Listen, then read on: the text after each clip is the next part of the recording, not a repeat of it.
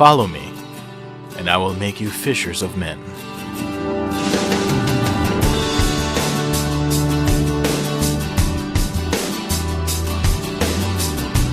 We're responding to that call by packing this Harvest Conference with what we call plenary tracks and skills tracks. The plenary tracks are available for everyone. It's going to talk about why we should become fishers of men. What's its importance?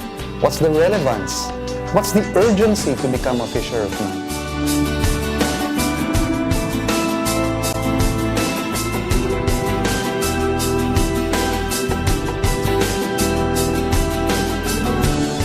These skill tracks are going to equip people with necessary skills to evangelize in particular areas.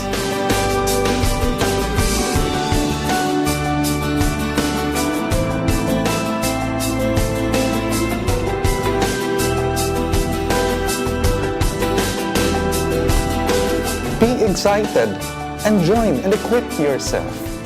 Tara na, mangisda na tayo.